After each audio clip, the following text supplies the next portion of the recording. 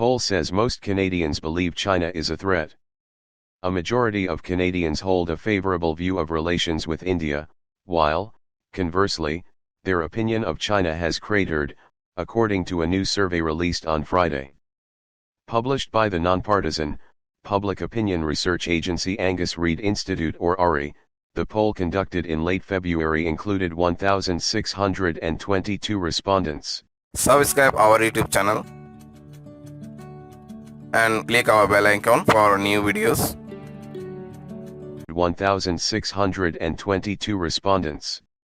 Among the principal findings was that the majority of Canadians say their federal government should approach the Beijing regime either as a threat to its interests, 40%, or, worse, an enemy, 22%. Just 12% view China favorably. The only country that does worse than China is Russia, thanks to its attack on Ukraine. Nearly three-quarters, 72%, believed that Russia should be considered either a threat to Canadian interests or as an enemy. That's in contrast to opinion about India.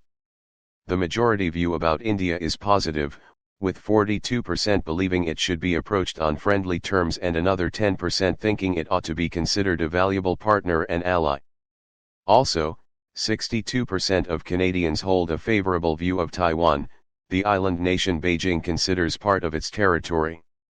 Ari commented, in the aftermath of a Chinese test of Canadian airspace and alleged attempts of interference in the last two Canadian elections, there are few in this country willing to give the Chinese government in Beijing the benefit of the doubt when it comes to bilateral relations.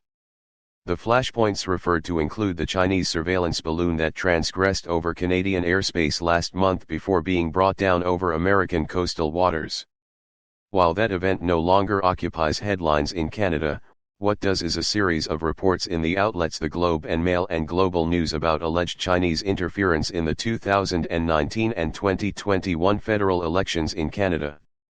That issue continued to dominate the news cycle as on Friday, an Ontario legislator Vincent Kay resigned from the ruling provincial caucus of the Progressive Conservative Party, and was also removed from his role parliamentary assistant to the Minister of Public and Business Delivery, following a report in Global News, citing security and intelligence sources, that he was allegedly a financial intermediary for the Chinese government in its attempts to influence Canadian elections.